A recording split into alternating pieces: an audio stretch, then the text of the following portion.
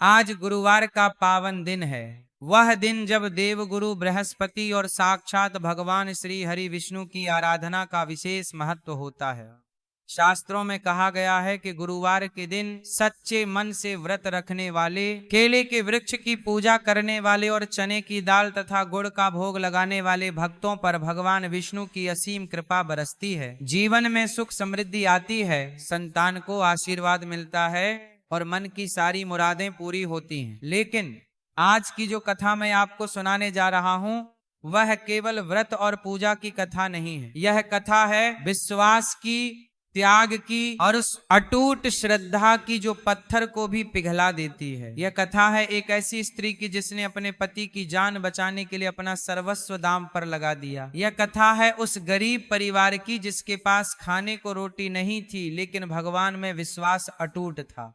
अगर आपके जीवन में भी निराशा है, अगर आपको लगता है कि भगवान आपकी सुनते नहीं हैं, अगर आपके घर में अशांति और दरिद्रता का वास है, तो आज की यह कथा आपके जीवन को बदल सकती है। तो आइए हाथ जोड़कर भगवान श्री हरि का नाम लेकर इस पवित्र कथा की शुरुआत करते हैं। हरि ओम नमो नारायण। बहुत समय पहले की बात है, गंगा नदी के किनारे बसे एक छोटे से गांव में एक गरीब कुम्हार रहता था। उसका नाम था मोहन। मोहन बहुत ही मेहनती और ईमानदार इंसान था। वह सुबह से शाम तक मिट्टी के बर्तन बनाता और उन्हें बाजार में बेचने जाता था। लेकिन उसकी मेहनत के बावजूद उसके घर में हमेशा तंगी रहती थी। कभी कभी तो ऐसा होता कि 2 वक्त की रोटी भी मुश्किल से मिल पाती थी। मोहन की पत्नी का नाम सुमति था। सुमति एक बहुत ही सीधी सादी और धार्मिक स्त्री थी। उसके चेहरे पर हमेशा संतोष की मुस्कान रहती थी। गरीबी में भी वह कभी शिकायत नहीं करती थी। सुमति को भगवान विष्णु में अटूट विश्वास था। वह हर गुरुवार का व्रत रखती थी, सुबह उठकर स्नान करती थी, पीले कपड़े पहनती और केले के पेड़ की पूजा करती। भले ही उसके पास चने की दाल और गुड़ खरीदने के पैसे ना हो, लेकिन वह सूखे चावल और थोड़ा सा गुड़ ही भगवान को अर्पित कर देती और पूरे दिन निर्जला व्रत रखती। मोहन और सुमति की 2 बेटियां थीं। बड़ी का नाम गौरी था और छोटी का नाम लक्ष्मी। दोनों बेटियां अब शादी के लायक हो गई थी। गौरी की उम्र 20 साल थी और लक्ष्मी 18 की। दोनों बहुत सुंदर और गुणवान थी। गौरी अपनी माँ की तरह बहुत शांत स्वभाव की थी और घर के सारे काम बड़ी कुशलता से करती थी। लक्ष्मी थोड़ी चंचल थी, लेकिन उसका दिल बहुत साफ था। वह अपने पिता की बहुत मदद करती और उनके साथ मिट्टी के बर्तनों पर सुंदर रंग भरती थी। मोहन रात दिन चिंता में डूबा रहता था कि वह अपनी बेटियों की शादी कैसे करेगा। उसके पास ना तो दहेज देने के लिए पैसे थे और ना ही अच्छे कपड़े गहने खरीदने के लिए। रात को जब वह बिस्तर पर लेटता तो नींद नहीं आती, वह छत में पड़ता तो नींद नहीं आती। को घूरता रहता और सोचता रहता कि कैसे वो अपनी बेटियों का भविष्य सुरक्षित करेगा। एक दिन मोहन अपने चाक पर बैठकर बर्तन बना रहा था। उसका मन बहुत भारी था। उसने एक लंबी सांस ली और खुद से कहा, हे भगवान, मैंने कभी कोई बुरा काम नहीं किया, हमेशा मेहनत से काम किया, किसी को धोखा नहीं दिया, किसी का बुरा नहीं चाहा, फिर भी मेरी गरीबी क्यों नहीं जाती। अब मेरी बेटियों की शादी की उम्र हो गई है। गांव के लोग बातें करने लगे हैं। कल ही सुना कि पड़ोसी शर्मा जी अपनी बेटी को विदा कर रहे हैं। उन्होंने इतना सारा सामान दिया और मैं तो अपनी बेटियों के लिए एक साड़ी भी नहीं खरीद सकता। मैं उनके सपने कैसे पूरे करूंगा। मोहन की आंखों में आंसू आ गए। उसके हाथ कांप रहे थे। वह जो बर्तन बना रहा था वह भी टेढ़ा होने लगा। उसने गुस्से में उस बर्तन को फेंक दिया और अपना सिर हाथों में पकड़ लिया। तभी उसकी पत्नी सुमति वहां आई। उसके हाथ में एक टूटा हुआ घड़ा था। घड़े में एक बड़ी सी दरार थी जिससे पानी रिस रहा था। उसने मोहन से कहा, स्वामी, ये घड़ा टूट गया है, पानी भर नहीं पा रही हूँ इसमें, क्या आप एक नया घड़ा बना देंगे? कल गुरुवार है और मुझे सुबह पूजा के लिए गंगा जल लाना है। मोहन ने चिढ़कर कहा, हमेशा पूजा पाठ।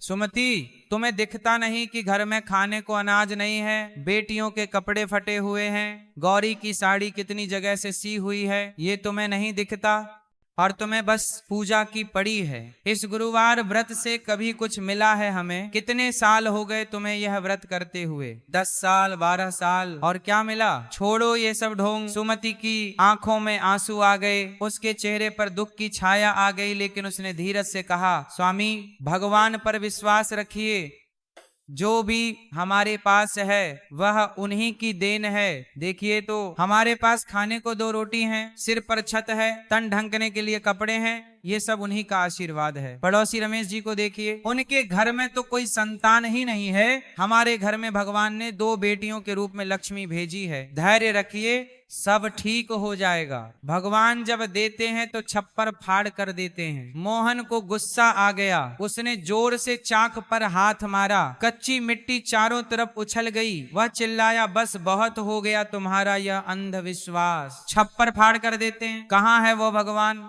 मैं 20 साल से इस छाक पर बैठा हूँ, मेरे हाथों में घट्टे पड़ गए हैं, मेरी कमर टूट गई है, लेकिन क्या मिला? कुछ नहीं। मैं अब और नहीं सुनूंगा तुम्हारी ये पूजा पाठ की बातें, जाओ यहाँ से। सुमति का दिल टूट गया। उसने अपने पति को कभी इस तरह गुस्से में नहीं देखा था। वह समझ गई कि उसके पति बहुत परेशान है, चुपचाप वहां से चली गई। उसका दिल तो टूट गया था, लेकिन उसका विश्वास नहीं टूटा। वह रसोई में गई और वहां बैठकर रोने लगी। उसने अपने आंचल से आंसू पोंछे और मन ही मन भगवान से प्रार्थना की, हे नारायण, मेरे स्वामी को क्षमा कर देना। वह चिंता में इस तरह बोल रहे हैं, उनका दिल बहुत साफ है, प्रभु उन्हें सही रास्ता दिखाना, उनकी चिंता दूर करना। उस रात खाने की मेज पर पूरा परिवार बैठा था, लेकिन सबके चेहरे उदास थे। मोहन ने रोटी तो खाई, लेकिन उसे कुछ भी स्वाद नहीं लगा। गौरी और लक्ष्मी भी अपने पिता की परेशानी को समझ रही थी, वे चुपचाप बैठी थी। खाना खाने के बाद सुमति ने बर्तन धोए और अपने सोने के कमरे में चली गई। रात को जब सब सो गए तो सुमति उठी। उसने देखा कि मोहन अभी भी जाग रहे हैं,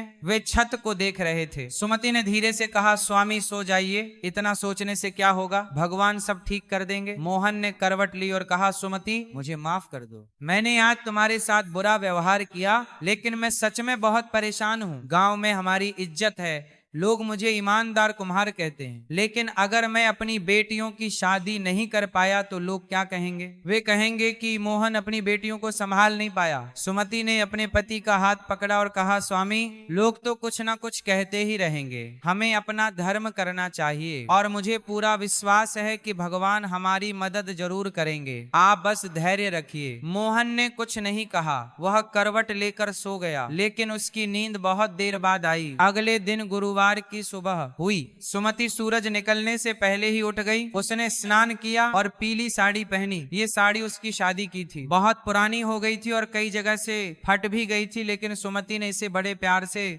संभाल कर रखा था। हर गुरुवार को वह यही साड़ी पहनती थी। घर में पूजा की सामग्री ठीक से नहीं थी, फिर भी उसने जो कुछ था वही इकट्ठा किया। उसने अपनी छोटी सी रसोई में रखे एक मिट्टी के दिए में तेल डाला और एक पुराने कपड़े की बत्ती बनाई। सुमति के पास चने की दाल खरीदने के लिए पैसे नहीं थे। पिछले गुरुवार का बचा हुआ एक मुट्ठी चावल था। उसने सोचा कि आज वह अपने पड़ोसी से थोड़ी दाल मांग लेगी। वह अपनी पड़ोसन रमा काकी के घर गई। रमा काकी एक बुजुर्ग विधवा थी जो अकेली रहती थी। उसके बेटे शहर में नौकरी करते थे और साल में 1-2 बार ही आते थे। रमा काकी बहुत धार्मिक थी और सुमति से बहुत प्यार करती थी। सुमति ने हाथ जोड़कर कहा, काकी प्रणाम, आज गुरुवार है और मुझे भगवान को भोग लगाना है, क्या आप मुझे थोड़ी सी चने की दाल दे सकती हैं? मैं कल वापस कर दूंगी, अगले हफ्ते मोहन जी को पैसे मिलेंगे तो मैं बाजार से लाऊंगी। रमा काकी ने प्यार से सुमति की तरफ देखा,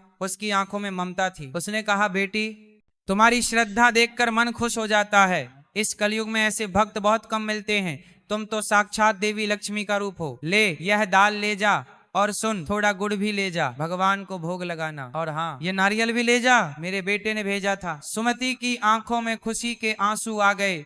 उसने काकी के पैर छुए और कहा, काकी आप बहुत दयालु हैं, भगवान आपको लंबी उम्र दे। रमा काकी मुस्कुराई और बोली, बेटी मैं तो अकेली बूढ़ी औरत हूँ, मेरे लिए तुम जैसे लोग ही तो परिवार हो। चल जा, देर हो रही होगी, पूजा कर ले।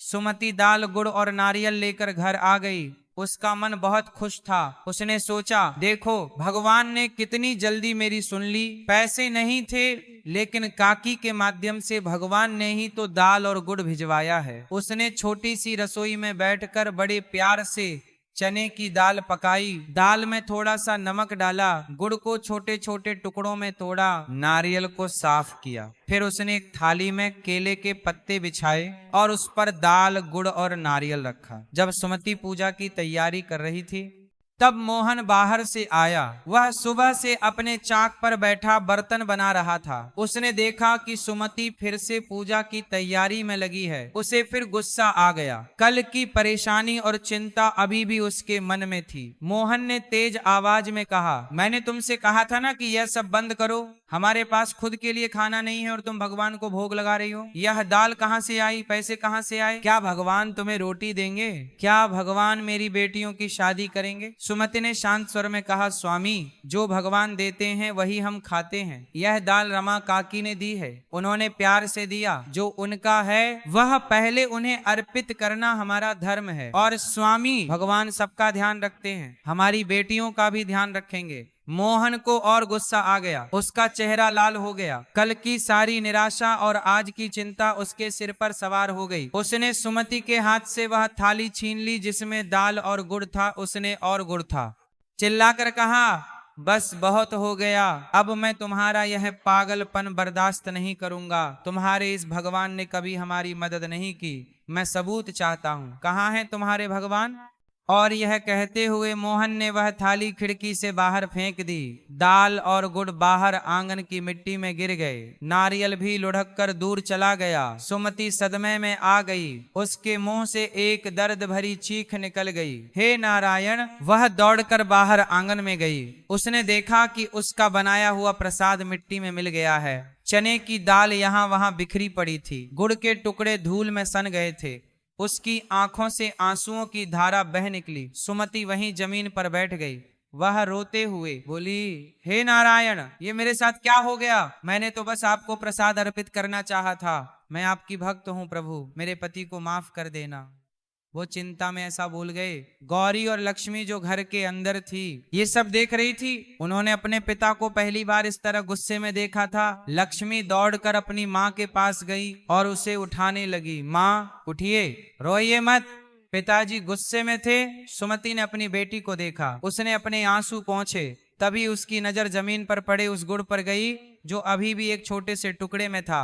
बाकी सब तो बिखर गया था, लेकिन वह एक टुकड़ा साबुत था। सुमति ने उस गुड़ के टुकड़े को उठाया, उसे अपने आंचल से साफ किया और अपने आंचल में ही बांध लिया। उसने मन ही मन निश्चय किया कि वह गांव के बाहर केले के पेड़ के पास जाएगी और वहां जाकर पूजा पूरी करेगी। सुमति ने अपनी छोटी बेटी लक्ष्मी को पास बुलाया और कहा, बेटी, मैं गांव के बाहर केले के पेड़ के पास जा रही हूँ, तुम घर संभालना। अगर तुम्हारे पिताजी कुछ पूछें तो कहना कि मैं जल्दी आ जाऊंगी। और हाँ, दोपहर का खाना बनाना मत भूलना। लक्ष्मी ने चिंतित होकर पूछा, माँ, आप अकेले क्यों जा रही हैं? वह रास्ता तो बहुत सुनसान है, मैं आपके साथ चलती हूँ। सुमति ने प्यार से अपनी बेटी के सिर पर हाथ फेरा और कहा, नहीं बेटी, तुम घर पर रहो, मैं ठीक हूँ, भगवान मेरे साथ हैं, तुम चिंता मत करो। गौरी भी वहां आ गई। उसने कहा, माँ, पिताजी बहुत परेशान हैं, उन्हें हमारी शादी की चिंता सता रही है। वह जानबूझकर ऐसा नहीं कर रहे, कृपया उन्हें माफ कर दीजिए। सुमति ने अपनी बड़ी बेटी को गले लगाया। बेटी, मैं तुम्हारे पिता से नाराज नहीं हूँ, मैं समझती हूँ उनकी परेशानी, इसीलिए तो मैं भगवान से प्रार्थना करने जा रही हूँ। भगवान सब ठीक कर देंगे। सुमति अपना घूंघट ठीक करके घर से निकल पड़ी। सुबह का समय था। गांव में लोग अपने अपने काम में लगे हुए। कुछ औरतें कुएं पर पानी भरने गई थी, कुछ किसान अपने खेतों की तरफ जा रहे थे। सुमति ने सबसे नजरें बचाते हुए गांव की गलियों से होती हुई गांव के बाहर का रास्ता पकड़ा। गांव के बाहर एक पुराना रास्ता था जो जंगल की तरफ जाता था। उस रास्ते पर बहुत कम लोग जाते थे। रास्ता कच्चा था और छोटे छोटे पत्थरों से भरा हुआ था। दोनों तरफ घनी झाड़ियां थी, कहीं कहीं कांटेदार पौधे भी थे। वहां एक बहुत पुराना और विशाल केले का पेड़ था। लोग कहते थे कि वह पेड़ 100 साल से भी ज्यादा पुराना है और बहुत पवित्र है। कहा जाता था कि उस पेड़ के नीचे देवताओं का वास है। सुमति लंबा रास्ता पैदल चलती रही। उसके पैरों में चप्पल भी ठीक से नहीं थी। एक चप्पल तो टूट गई थी और उसे धागे से बांधा हुआ था। रास्ते में छोटे छोटे पत्थर उसके पैरों में चुभ रहे थे। कहीं कहीं पैर में खरोंच भी लग गई, लेकिन उसने परवाह नहीं की। उसके मन में बस एक ही बात थी, भगवान की पूजा पूरी करनी है। उसने अपने मन में बार बार भगवान का नाम लिया, हरि ओम नमो नारायण, हरि ओम नमो नारायण। रास्ते में उसे एक बुजुर्ग साधु मिले। साधु एक पेड़ के नीचे बैठे थे। उनके हाथ में एक कमंडल था और माथे पर तिलक लगा हुआ था। साधु ने सुमति को देखा और पूछा, बेटी तुम अकेली कहाँ जा रही हो? ये रास्ता सुनसान है। सुमति ने हाथ जोड़कर कहा, प्रणाम बाबा, मैं केले के पेड़ के पास पूजा करने जा रही हूँ। साधु ने मुस्कुराते हुए कहा, तुम्हारी श्रद्धा देखकर मन प्रसन्न हो गया बेटी, जा, भगवान तेरी मनोकामना जरूर पूरी करेंगे। लेकिन याद रखना, भगवान को सच्ची श्रद्धा चाहिए, महंगा भोग नहीं। सुमति ने साधु को प्रणाम किया और आगे बढ़ गई। करीब 1 घंटे चलने के बाद सुमति उस विशाल केले के पेड़ के पास पहुंची। पेड़ बहुत बड़ा और हरा भरा था। उसकी छाया बहुत दूर तक फैली हुई थी। पेड़ के चारों तरफ शांति थी, हवा चल रही थी और केले के पत्ते सरसरा रहे थे। पास में एक छोटा सा झरना बह रहा था, जिसकी आवाज बहुत मधुर थी। ऐसा लग रहा था जैसे यह कोई दिव्य स्थान हो। सुमति ने पेड़ के चारों तरफ देखा, वहां बिल्कुल सूना था, दूर दूर तक कोई नहीं दिख रहा था। उसने राहत की सांस ली, अब वह शांति से पूजा कर सकती थी। सुमति ने पहले पेड़ के नीचे की जमीन को साफ किया, वहां सूखे पत्ते पड़े थे। उसने उन्हें एक तरफ किया, फिर उसने पास के झरने से पानी लाकर उस जगह को शुद्ध किया। उसने अपने हाथों से 3 बार पानी छिड़का, फिर उसने केले के पेड़ के तने को छुआ और माथा टेका। उसने अपने आंचल से पेड़ के तने को साफ किया, फिर उसने हल्दी का टीका लगाया जो उसने अपने आंचल में बांध रखा था। फिर सुमति ने वह गुड़ का छोटा सा टुकड़ा निकाला। वह टुकड़ा बहुत छोटा था, शायद 2 अंगुली के बराबर, लेकिन सुमति ने उसे बड़े प्यार से एक साफ पत्ते पर रखा। उसने झरने से थोड़ा पानी एक पत्ते के दोने में भरा और उसे भी पास रख दिया। उसने कुछ जंगली फूल भी तोड़े जो पास में खिले हुए थे। सुमति ने केले के पेड़ के सामने घुटनों के बल बैठकर हाथ जोड़ लिए। उसकी आंखें बंद थी और होठों पर भगवान का नाम था। उसने पूरे भाव से प्रार्थना शुरू की, हे देवगुरु बृहस्पति, हे भगवान श्री हरि विष्णु, मैं आपकी दीनहीन दासी सुमति आपकी शरण में हूँ। मेरे पास आपको देने के लिए कुछ नहीं है, ना सोने के गहने हैं, ना चांदी के बर्तन, ना फूल हैं, ना फल। बस ये गुड़ का छोटा सा टुकड़ा है जो मिट्टी में गिर गया था। मैंने इसे अपने आंचल से साफ किया है, लेकिन प्रभु यह मेरी श्रद्धा है, यह मेरा सच्चा प्रेम है। आप तो भाव के भूखे हैं, मेरा यह भोग स्वीकार करें। हे नारायण, मेरे पति मोहन बहुत परेशान हैं। उन्हें हमारी बेटियों की चिंता सता रही है। गांव में हमारी इज्जत है, लेकिन पैसों की तंगी है। वह रात दिन मेहनत करते हैं, लेकिन उनकी मेहनत का फल नहीं मिल रहा। वह गुस्से में मुझ पर नाराज हो गए। उन्होंने आपके प्रसाद को फेंक दिया, लेकिन प्रभु उनका दिल बहुत साफ है। वो बस चिंता में ऐसा बोल गए। वो आप पर विश्वास नहीं कर पा रहे क्योंकि उन्हें आपके दर्शन नहीं हुए हैं। उन्हें माफ कर देना प्रभु। हे विष्णु भगवान, मेरी बेटियां गौरी और लक्ष्मी बहुत अच्छी हैं। वे बहुत गुणवान हैं। उन्हें अच्छा वर मिले, उनकी शादी धूमधाम से हो, उनका जीवन सुखमय हो, यही मेरी प्रार्थना है। प्रभु मुझे अपने लिए कुछ नहीं चाहिए, ना धन चाहिए, ना दौलत। बस इतनी कृपा कर दो कि मेरे पति की चिंता दूर हो जाए, मेरी बेटियों का भविष्य उज्जवल हो। और हाँ प्रभु, सबसे बड़ी विनती है कि मेरे पति को विश्वास दिलाना कि आप सच में हैं, कि आप अपने भक्तों की सुनते हैं, कि आप कण कण में मौजूद हैं। हे नारायण, अगर मैंने कभी किसी का बुरा किया हो, कभी किसी को दुख दिया हो तो मुझे माफ कर देना, लेकिन मेरे परिवार को सुखी रखना, मेरे पति को शांति देना, मेरी बेटियों को आशीर्वाद देना। सुमति की आंखों से आंसू बह रहे थे। वह इतने भाव में थी कि उसे पता ही नहीं चला कि कब सुबह दोपहर में बदल गई। वह बस भगवान की प्रार्थना में लीन थी। उसकी आंखें बंद थी और वह ध्यान में डूब गई। उसे ना भूख का एहसास हुआ, ना प्यास का। बस भगवान का नाम उसके होठों पर था, हरि ओम नमो नारायण, हरि ओम नमो नारायण। सुमति को नहीं पता था कि इस समय कुछ अद्भुत घट रहा था। केले के पेड़ से एक दिव्य प्रकाश निकलने लगा था। वह प्रकाश सुमति को घेरने लगा। पेड़ के पत्ते हवा के बिना भी हिलने लगे। पास के झरने का पानी और तेज बहने लगा। और उसकी आवाज मधुर संगीत जैसी होने लगी। आसमान में बादल छाने लगे, लेकिन बारिश नहीं हुई। ऐसा लग रहा था जैसे प्रकृति भी इस भक्ति में शामिल हो गई हो। उधर गांव में मोहन को अपने किए पर पछतावा होने लगा था। वह सुबह से अपने चाक पर बैठा था, लेकिन एक भी बर्तन ठीक से नहीं बना पाया। उसका मन बहुत अशांत था। उसे बार बार सुमति के रोते हुए चेहरे की याद आ रही थी। उसे याद आया कि कैसे उसने अपनी पत्नी के बनाए प्रसाद को फेंक दिया था।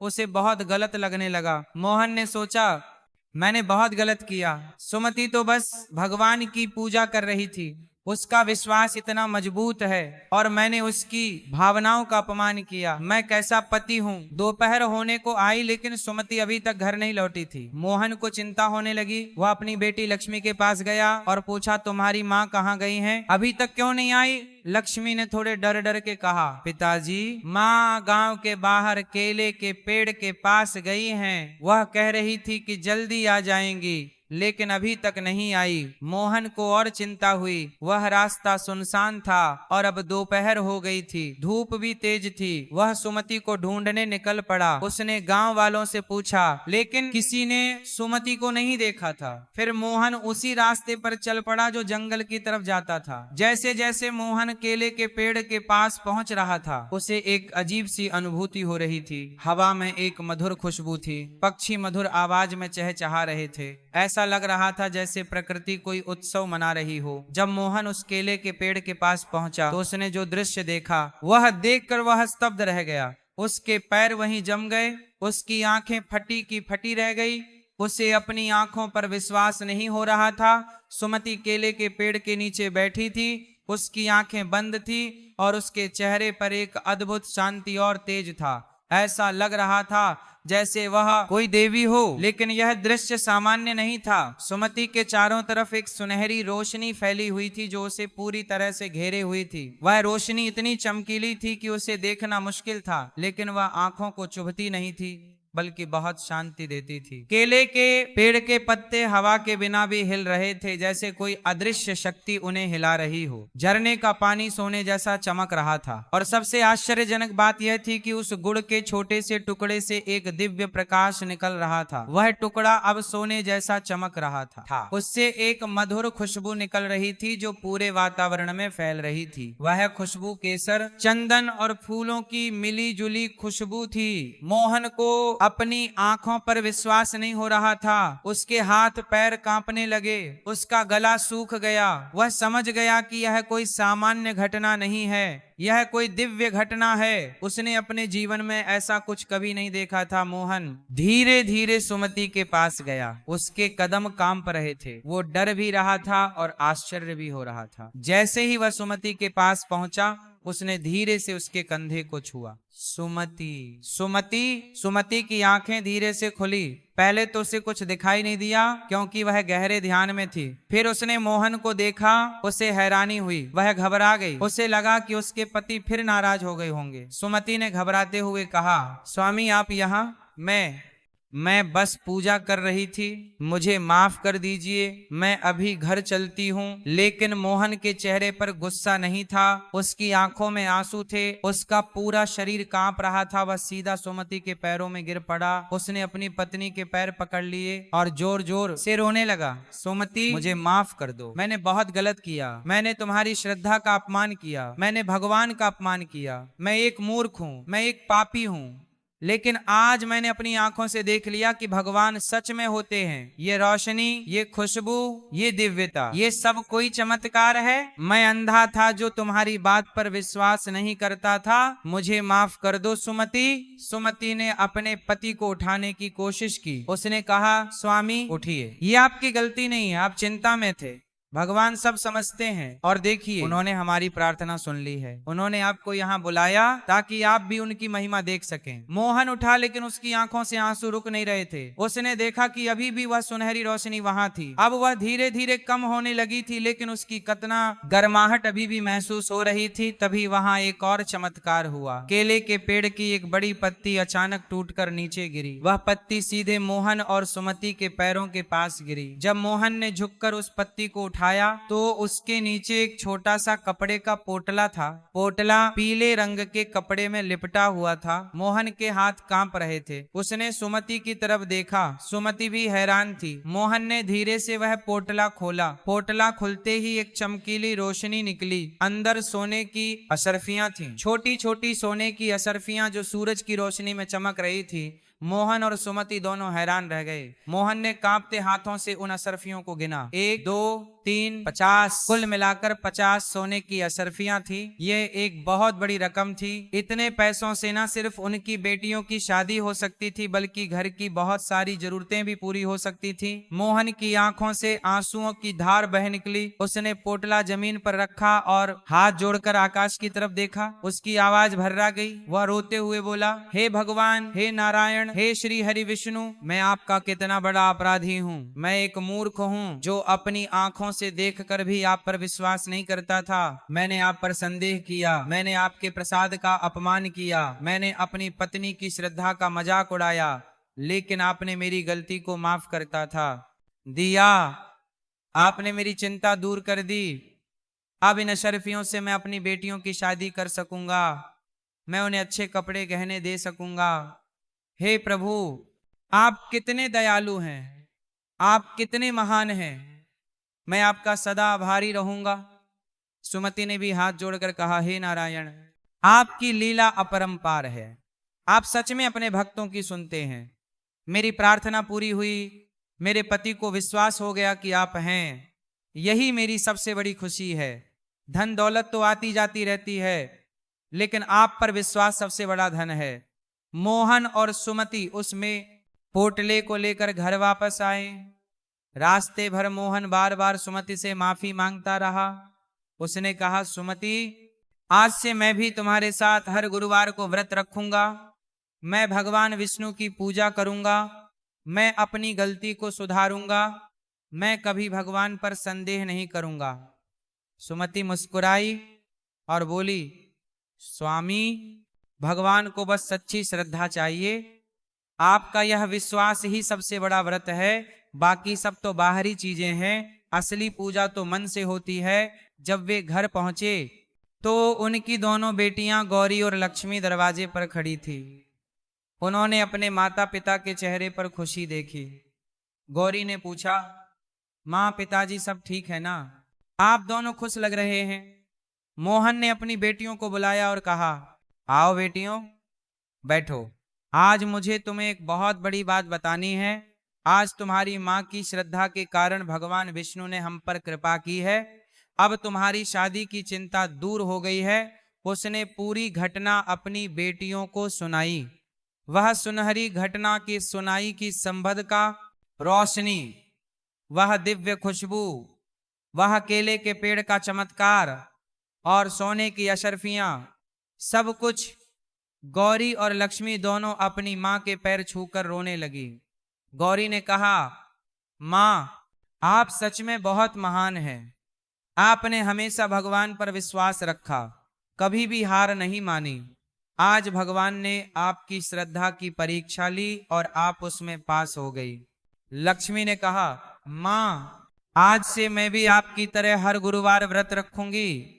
मैं भी भगवान विष्णु की पूजा करूंगी। मुझे भी आपकी तरह पक्का विश्वास रखना सिखाइए। सुमति ने अपनी छोटी बेटी को गले से लगा लिया। उसकी आंखों में खुशी के आंसू थे। उसने कहा, बेटी, विश्वास सिखाया नहीं जाता, ये तो दिल से आता है। लेकिन मैं तुझे व्रत की विधि जरूर बताऊंगी। भगवान तुझे भी आशीर्वाद देंगे। बड़ी बेटी गौरी भी वहां आई। उसने अपनी मां के पैर छुए और कहा, मां, मुझे भी सिखाओ। मैं भी अपने ससुराल में जाकर यह व्रत रखूंगी। मैं चाहती हूं कि मेरा घर भी सुख शांति से भरा रहे। जैसा चमत्कार आज आपके साथ हुआ, वैसा ही आशीर्वाद मुझे भी मिले। उस शाम पूरा परिवार एक साथ बैठा। घर में एक अलग ही खुशी का माहौल था। मोहन ने सोने की अशर्फियों को एक सुरक्षित जगह पर रख दिया था। सुमति ने अपनी बेटियों को व्रत की पूरी विधि समझाई। उसने उन्हें बताया कि कैसे करजी पूजा करनी है, कैसे प्रसाद बनाना है और सबसे महत्वपूर्ण, कैसे सच्चे मन से प्रार्थना करनी है। सुमति ने समझाया, बेटियों, गुरुवार का व्रत बहुत पवित्र है, इसे श्रद्धा और भक्ति से करना चाहिए। सुबह जल्दी उठना, स्नान करना, पीले वस्त्र धारण करना, यह सब बाहरी क्रियाएं हैं। असली व्रत तो मन का होता है। तुम्हें पूरे दिन सच्चे मन से भगवान को याद करना, किसी से झूठ नहीं बोलना, किसी से लड़ाई नहीं करनी, किसी का बुरा नहीं सोचना, यही सच्ची पूजा है।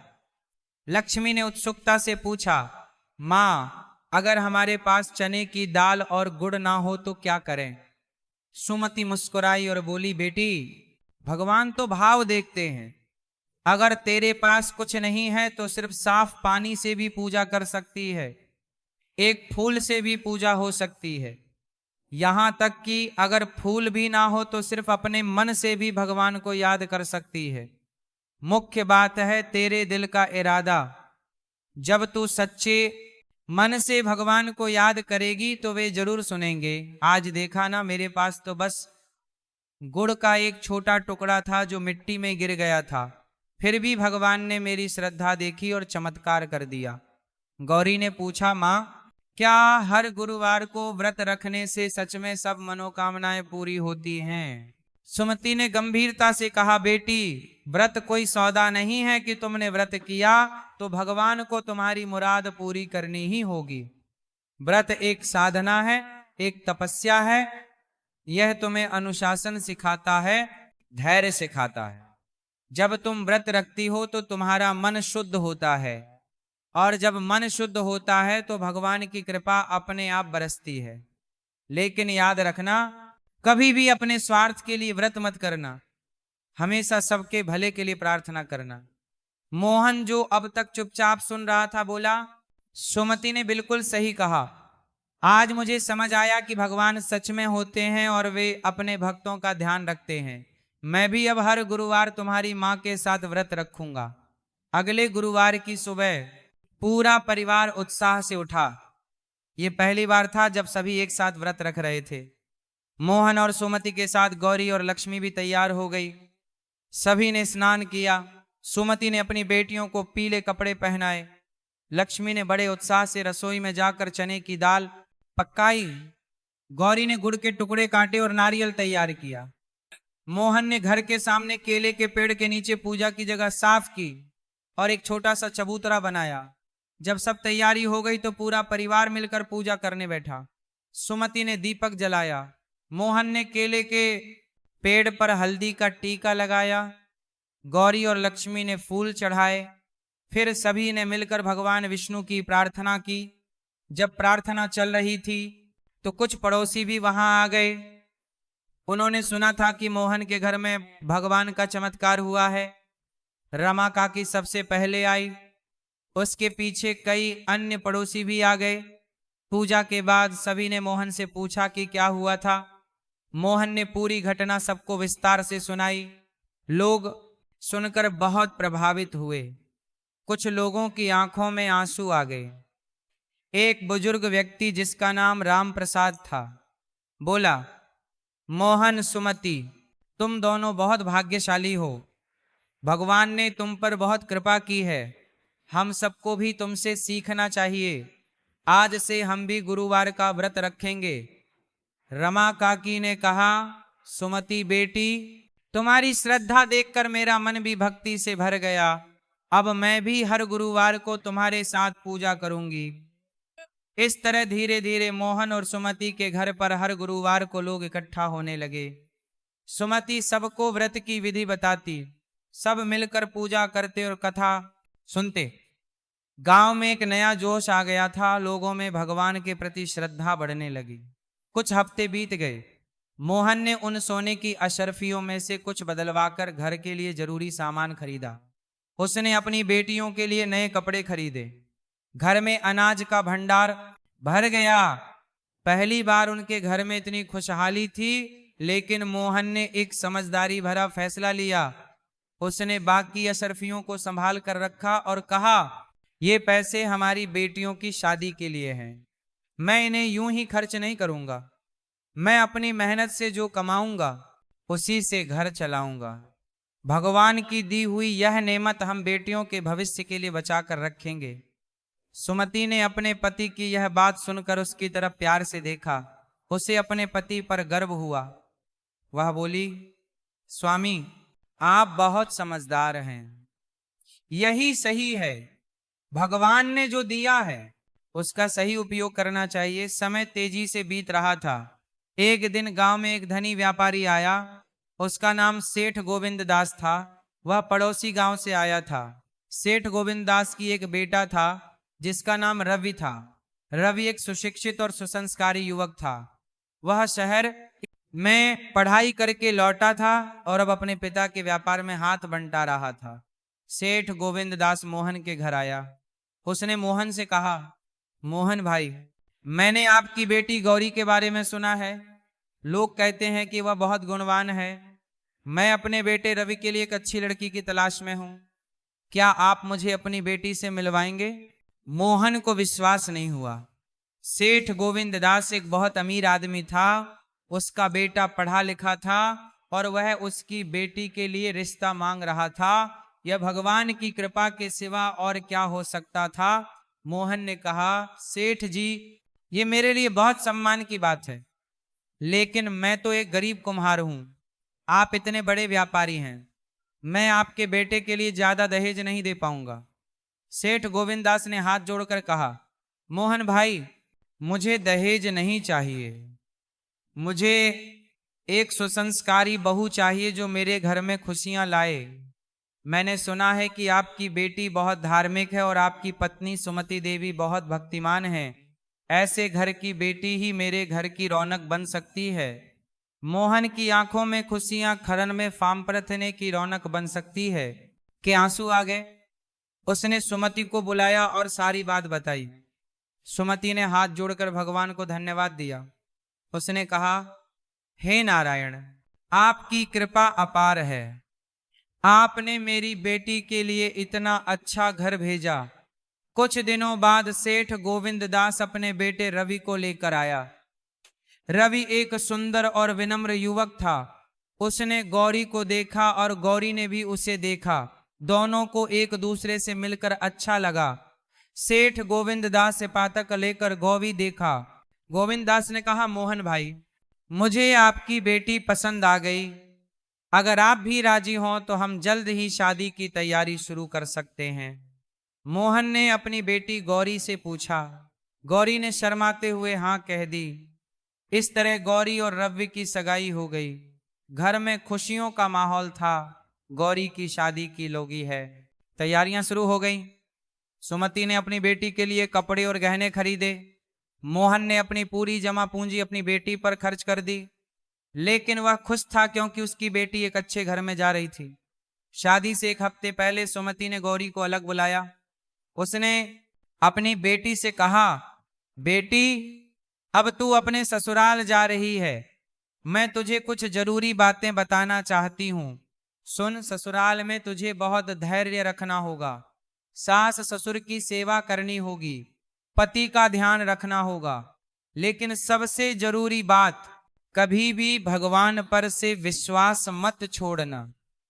हर गुरुवार का व्रत रखना। भगवान हमेशा तेरे साथ रहेंगे। गौरी ने अपनी मां के पैर छुए और कहा, मां, मैं आपकी हर बात मानूंगी। मैं हमेशा गुरुवार का व्रत रखूंगी और भगवान विष्णु की पूजा करूंगी। आपने मुझे जो संस्कार दिए हैं मैं उन्हें कभी नहीं भूलूंगी। गौरी की शादी बड़ी धूमधाम से हुई। पूरा गांव शादी में आया। सेठ गोविंदास ने भी बहुत अच्छी व्यवस्था की। शादी में किसी चीज की कमी नहीं थी। जब गौरी विदा होने लगी तो सुमति की आंखों में आंसू आ गए। हर मां की तरह वह भी अपनी बेटी को विदा करते समय भावुक हो गई। सुमति ने अपनी बेटी को गले लगाया और कहा, बेटी, खुश रहना, हमेशा भगवान को याद रखना, और हाँ, अगर कभी कोई परेशानी हो तो घबराना मत, भगवान हमेशा तेरे साथ हैं। गौरी रोते हुए बोली, माँ, मैं आपको बहुत मिस करूंगी, लेकिन मैं आपकी सीख कभी नहीं भूलूंगी। गौरी की विदाई के बाद घर सूना लग रहा था। लक्ष्मी को अपनी बहन की बहुत याद आती, लेकिन जीवन चलता रहा। अब लक्ष्मी की शादी की उम्र हो गई थी, वह 18 साल की हो गई थी। एक दिन गौरी अपने ससुराल से मायके आई। वह बहुत खुश दिख रही थी। उसने बताया कि उसका ससुराल बहुत अच्छा है, सास ससुर बहुत प्यार करते हैं और उसके पति रवि भी बहुत अच्छे हैं। गौरी ने यह भी बताया कि वह अपने ससुराल में भी हर गुरुवार व्रत रखती है। उसकी सास को यह बहुत अच्छा लगता है। सास भी अब उसके साथ व्रत रखने लगी है। लेकिन फिर अचानक एक दिन कुछ ऐसा हुआ जिसने सबको हिलाकर रख दिया। मोहन एक दिन बाजार से घर लौट रहा था। रास्ते में उसे चक्कर आ गया और वह गिर पड़ा। पड़ोसी उसे उठाकर घर ले आए। घर में सब घबरा गए। वैद्य जी को बुलाया गया। वैद्य जी ने जांच की और कहा, मोहन की तबीयत बहुत खराब है। उन्हें बुखार है और शरीर में कमजोरी है। उन्हें आराम की जरूरत है। सुमति बहुत परेशान हो गई। उसने पूरी रात अपने पति की सेवा की। लक्ष्मी भी अपनी मां की मदद कर रही थी। लेकिन मोहन की हालत और खराब होती जा रही थी। 3 दिन बीत गए लेकिन मोहन की तबीयत में कोई सुधार नहीं आया। वैद्य जी ने कई दवाइयां दी लेकिन कुछ फायदा नहीं हुआ। अब मोहन बिस्तर से उठ भी नहीं पा रहा था। चौथा दिन गुरुवार था।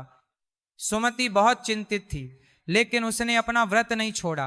उसने सुबह स्नान किया, पूजा की तैयारी की। लक्ष्मी ने कहा, मां आज आप व्रत मत रखो, पिताजी की तबीयत खराब है, आपको उनकी देखभाल करनी है। लेकिन सुमति ने कहा, बेटी ऐसे समय में ही तो भगवान को और ज्यादा याद करना चाहिए।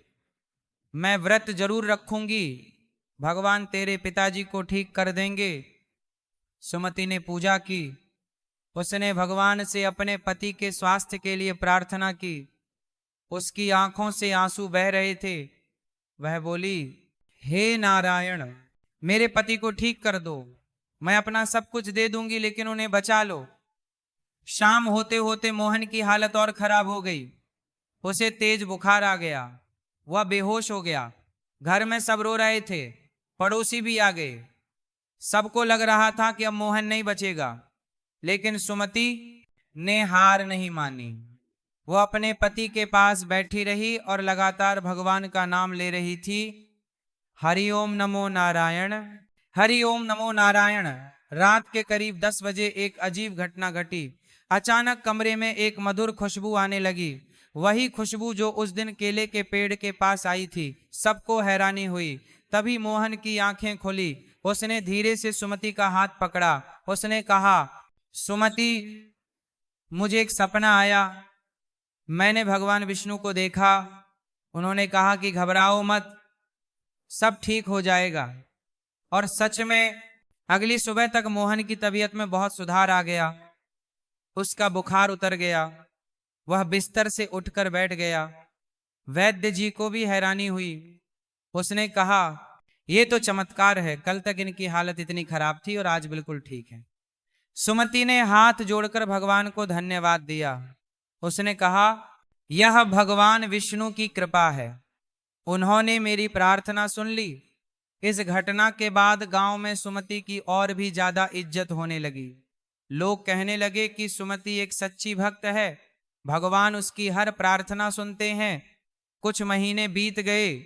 मोहन फिर से पूरी तरह स्वस्थ हो गए। वह फिर से अपने चाक पर बैठकर बर्तन बनाने लगे। जीवन सामान्य हो गया।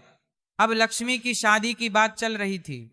मोहन और सुमति लक्ष्मी के लिए एक अच्छा वर ढूंढ रहे थे, लेकिन किसी अच्छे घर से रिश्ता नहीं आ रहा था। एक दिन गांव में एक युवक आया। उसका नाम अर्जुन था।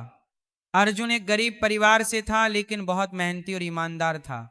वह लकड़ी का काम करता था। वह बहुत सुंदर लकड़ी के सामान बनाता था।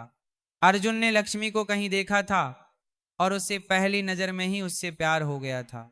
लेकिन वह जानता था कि वह गरीब है और मोहन अपनी बेटी की शादी किसी गरीब से नहीं करेंगे। एक दिन अर्जुन ने हिम्मत करके मोहन से बात की। उसने कहा, मोहन काका, मैं जानता हूं कि मैं गरीब हूं, मेरे पास ज्यादा पैसे नहीं हैं, लेकिन मैं लक्ष्मी से बहुत प्यार करता हूं। मैं उसे हमेशा खुश रखूंगा। कृपया मेरी बात पर विचार कीजिए। मोहन को यह सुनकर गुस्सा आया। उसने कहा, देखो अर्जुन, तुम अच्छे लड़के हो, लेकिन मेरी बेटी के लिए मुझे एक ऐसा घर चाहिए जहां उसे किसी चीज की कमी ना हो। तुम गरीब हो, तुम मेरी बेटी को कैसे खुश रख पाओगे? अर्जुन निराश होकर चला गया, लेकिन उसने हार नहीं मानी। उसने सोचा कि वह भगवान से प्रार्थना करेगा। उसी रात अर्जुन उसी केले के पेड़ के पास गया जहां सुमति गई थी। उसने सुना था कि वह जगह बहुत पवित्र है और वहां प्रार्थना करने से मनोकामना पूरी होती है। अर्जुन ने केले के पेड़ के नीचे बैठकर पूरी रात प्रार्थना की। उसने कहा, हे भगवान, मैं गरीब हूं लेकिन मेरा दिल साफ है। मैं लक्ष्मी से सच्चा प्यार करता हूं, कृपया मेरी मदद करो। अगली सुबह जब अर्जुन घर लौटा तो उसे रास्ते में एक बूढ़े व्यापारी मिले। व्यापारी ने अर्जुन से पूछा, बेटा, तुम लकड़ी का काम करते हो? अर्जुन ने कहा, जी हाँ। व्यापारी ने कहा, मुझे अपनी दुकान के लिए कुछ सुंदर लकड़ी के सामान चाहिए, क्या तुम बना सकते हो? अर्जुन ने कहा, जी हाँ, मैं बना सकता हूं।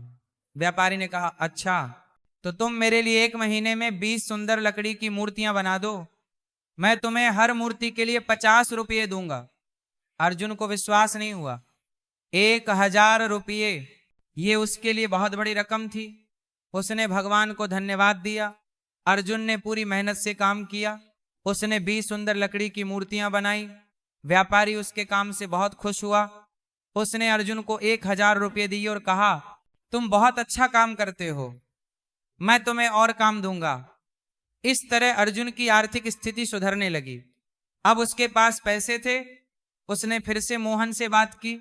इस बार उसने अपनी आर्थिक स्थिति के बारे में बताया। मोहन अभी भी संदेह में था।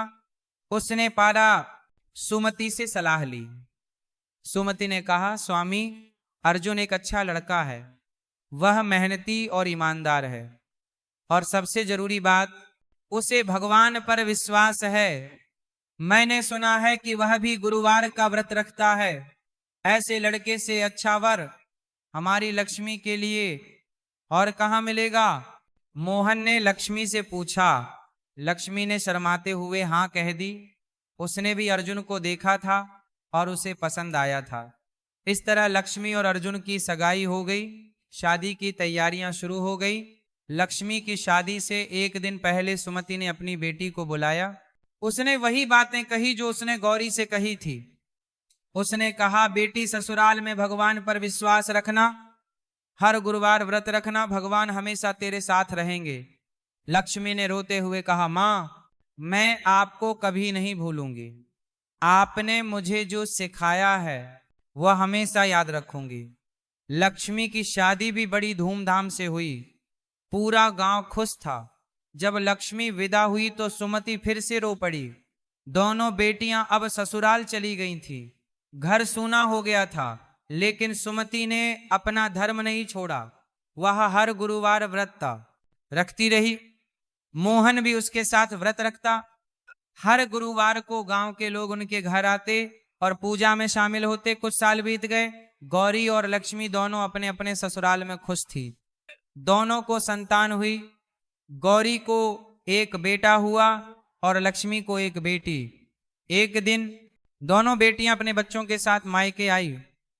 सुमति की खुशी का ठिकाना नहीं रहा। उसने अपने नाती और नातिन को गोद में लिया। उसकी आंखों में खुशी के आंसू थे। गौरी ने कहा, माँ, आपकी सीख की वजह से हमारा जीवन बहुत खुशहाल है। मैं अपने ससुराल में भी हर गुरुवार व्रत रखती हूँ। मेरी सास और ननद भी अब मेरे साथ व्रत रखने लगी हैं। लक्ष्मी ने कहा, माँ, मैं भी व्रत रखती हूँ। अर्जुन का काम बहुत अच्छा चल रहा है। अब हमारे पास अपना घर भी है। ये सब भगवान की कृपा है। सुमति ने अपनी बेटियों को गले लगाया और कहा, बेटियों, मैं बहुत खुश हूं। भगवान ने तुम दोनों को बहुत खुश रखा है। बस इसी तरह हमेशा भगवान पर विश्वास रखना। उस दिन पूरा परिवार एक साथ था। सब मिलकर गुरुवार की पूजा की। 4 पीढ़ियां एक साथ भगवान की आराधना कर रही थी। यह एक बहुत ही पवित्र क्षण था। रात को जब सब सो गए तो सुमति छत पर गई। उसने आसमान की तरफ देखा, तारे चमक रहे थे। उसने हाथ जोड़कर भगवान को धन्यवाद दिया। हे नारायण, आपकी कृपा अपार है। आपने मुझे और मेरे परिवार को इतना कुछ दिया। मेरी दोनों बेटियां खुश हैं, उनके बच्चे स्वस्थ हैं, मेरे पति स्वस्थ हैं, घर में सुख शांति है। ये सब आपकी ही देन है। मैं आपकी सदा आभारी रहूंगी। बस इतनी विनती है कि हमेशा अपनी कृपा बनाए रखना। अगले दिन सुबह एक और चमत्कार हुआ। जब सुमति केले के पेड़ के पास गई तो उसने देखा कि पेड़ पर बहुत सारे केले लगे हुए थे। ये बहुत अजीब था, क्योंकि अभी केले का मौसम नहीं था। गांव के लोग इकट्ठा हो गए, सब हैरान थे। ये फिर से एक था चमत्कार था। सुमति ने समझ लिया कि यह भगवान का आशीर्वाद है। उसने उन केलों को तोड़ा और सब में बांट दिया। जिसने भी वह केले खाए उसे बहुत मीठे लगे। ऐसा लगा जैसे वह कोई दिव्य फल हो। इसके बाद से वह केले का पेड़ और भी पवित्र माना जाने लगा। लोग दूर दूर से आकर उस पेड़ की पूजा करने लगे। गांव में एक छोटा सा मंदिर भी बना दिया गया। समय बीतता गया। मोहन और सुमति बूढ़े हो गए। उनके बाल सफेद हो गए, शरीर कमजोर हो गया, लेकिन उनका विश्वास कभी कमजोर नहीं पड़ा। वे हर गुरुवार व्रत रखते रहे। एक दिन मोहन बहुत बीमार पड़ गए। इस बार वैद्य जी ने कहा कि अब उनकी उम्र हो गई है, वे ज्यादा दिन नहीं रहेंगे। गौरी और लक्ष्मी दोनों दौड़ी दौड़ी आई। सब मोहन के पास बैठे थे। मोहन ने अपनी पत्नी का हाथ पकड़ा और कहा, सुमति, मुझे पता है कि अब मेरा समय आ गया है, लेकिन मैं डर नहीं रहा। तुमने मुझे भगवान पर विश्वास करना सिखाया। अब मुझे पूरा विश्वास है कि भगवान मेरा ध्यान रखेंगे। मैं इस जीवन से संतुष्ट हूं। तुमने मुझे बहुत खुश रखा। सुमति रो रही थी, लेकिन उसने अपने आंसू पोंछे और कहा, स्वामी, आप चिंता मत करो। भगवान के पास जाना सबसे बड़ा सुख है। आप शांति से जाओ, मैं भी जल्द ही आपके पास आऊंगी। उस रात मोहन ने शांति से अपनी आखिरी सांस ली। उसके चेहरे पर एक मुस्कान थी। ऐसा लग रहा था जैसे वह किसी को देख रहा हो। मोहन की मृत्यु के बाद पूरा गांव शोक में डूब गया। मोहन एक अच्छे इंसान थे, सब उन्हें प्यार करते थे। उनका अंतिम संस्कार बड़े सम्मान से किया गया। सुमति अब अकेली रह गई थी, लेकिन उसने हार नहीं मानी। उसकी बेटियों ने कहा, माँ, आप हमारे साथ चलो, अकेले मत रहो। लेकिन सुमति ने कहा, नहीं बेटियों, मैं यहीं रहूंगी। ये मेरा घर है, यहाँ तुम्हारे पिताजी की यादें हैं और मुझे हर गुरुवार केले के पेड़ के पास पूजा करनी है। मैं ठीक हूं, तुम चिंता मत करो। सुमति अब हर गुरुवार अकेले ही पूजा करती, लेकिन गांव के लोग उसका ध्यान रखते। कोई ना कोई हमेशा उसके पास होता। एक दिन सुमति बहुत बीमार पड़ गई। उसे तेज बुखार आ गया। गौरी और लक्ष्मी फिर से दौड़ी आई। वैद्य जी ने कहा कि अब सुमति भी ज्यादा दिन नहीं रहेंगी। अगले दिन गुरुवार था। सुमति ने अपनी बेटियों से कहा, बेटियों, मुझे केले के पेड़ के पास ले चलो। मैं आखिरी बार भगवान की पूजा करना चाहती हूँ। गौरी और लक्ष्मी ने अपनी माँ को केले के पेड़ के पास ले गई। सुमति बहुत कमजोर हो गई थी। वह मुश्किल से बैठ पा रही थी, लेकिन उसके चेहरे पर शांति थी। सुमति ने आखिरी बार पूजा की। उसने भगवान से प्रार्थना की, हे नारायण, अब मेरा समय आ गया है। मैं आपके पास आने के लिए तैयार हूं। मेरी बेटियों का ध्यान रखना, उनके परिवारों को हमेशा खुश रखना। जैसे ही सुमति ने यह कहा, फिर से वही सुनहरी रोशनी आ गई। केले के पत्ते हिलने लगे, एक दिव्य खुशबू फैलने लगी। सब लोग हैरान थे।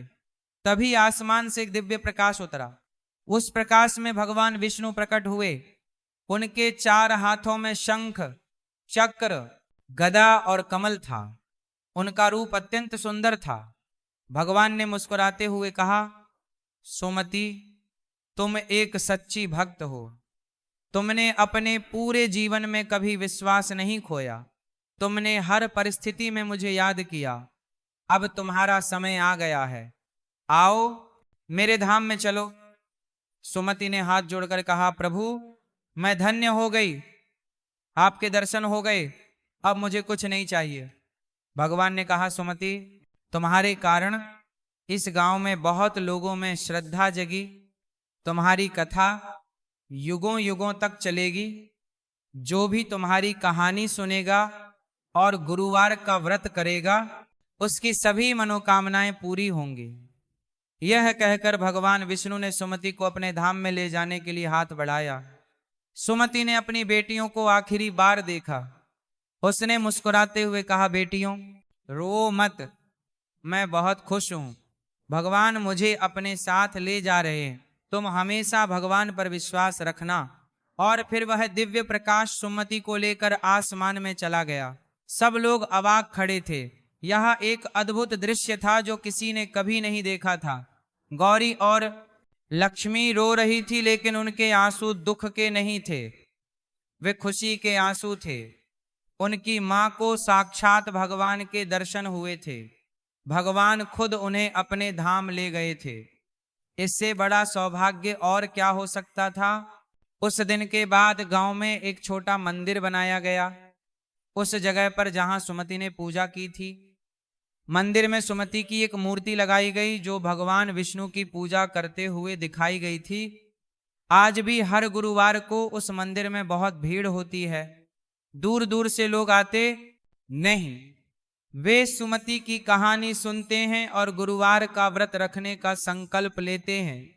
कहा जाता है कि जो भी सच्चे मन से उस मंदिर में आकर प्रार्थना करता है उसकी मनोकामना जरूर पूरी होती है। केले का वह पेड़ आज भी खड़ा है, उस पर हर गुरुवार को फूल खिलते हैं। गौरी और लक्ष्मी ने अपनी मां की परंपरा को जारी रखा। उन्होंने अपने बच्चों को भी गुरुवार व्रत की विधि सिखाई।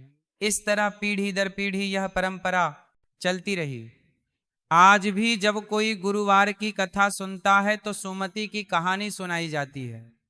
ये कहानी हमें सिखाती है कि विश्वास कितना शक्तिशाली होता है। अगर हम सच्चे मन से भगवान को याद करें तो वे जरूर हमारी सुनते हैं। इस कथा से हमें यह सीख मिलती है, पहली बात, भगवान पर हमेशा विश्वास रखना चाहिए, मुश्किल समय में भी हार नहीं माननी चाहिए। दूसरी बात, गुरुवार का व्रत बहुत पवित्र है, इसे श्रद्धा से करना चाहिए।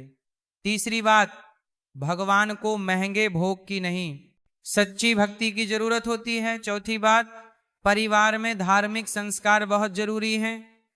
माता पिता को अपने बच्चों को अच्छे संस्कार देने चाहिए। पांचवी बात, धैर्य रखना बहुत जरूरी है, भगवान अपने समय पर सबकी सुनते हैं। छठी बात, दूसरों की श्रद्धा का मजाक नहीं उड़ाना चाहिए, हर किसी का अपना विश्वास होता है। सातवीं बात, मुश्किल समय में भी अपना धर्म नहीं छोड़ना चाहिए। आठवीं बात, भगवान की कृपा से ही सब कुछ होता है, हमें हमेशा विनम्र रहना चाहिए। जो भी इस कथा को सुनकर गुरुवार का व्रत रखना चाहते हैं उन्हें यह विधि पालन करनी चाहिए। सुबह जल्दी उठकर स्नान करें, पीले वस्त्र धारण करें, अगर केले का पेड़ हो तो उसकी पूजा करें, नहीं तो घर में भगवान विष्णु की तस्वीर या मूर्ति रखकर पूजा करें। चने की दाल और गुड़ का भोग बनाएं। अगर यह ना हो तो जो भी आपके पास हो वही श्रद्धा से भगवान को अर्पित करें। पूरे दिन निर्जला व्रत रखें। अगर यह संभव ना हो तो फलाहार करें। शाम को दीपक जलाएं और भगवान की आरती करें। इस कथा को ध्यान से सुने या पढ़ें। प्रसाद को परिवार में बांटें। किसी गरीब या जरूरतमंद को भी प्रसाद दें। पूरे दिन सच्चाई से रहें, किसी से झूठ ना बोलें, किसी का बुरा ना सोचें। इस प्रकार गुरुवार व्रत की यह पवित्र कथा समाप्त होती है। जो भी इस कथा को श्रद्धा से सुनता है या पढ़ता है, भगवान विष्णु उसकी सभी मनोकामनाएं पूरी करते हैं। जिस घर में हर गुरुवार को यह व्रत होता है उस घर में सुख शांति रहती है, संतान को आशीर्वाद मिलता है, धन धान्य की वृद्धि होती है, सभी बाधाएं दूर होती हैं। भगवान विष्णु की जय, देव गुरु बृहस्पति की जय, गुरुवार माता की जय। हरि ओम नमो नारायण।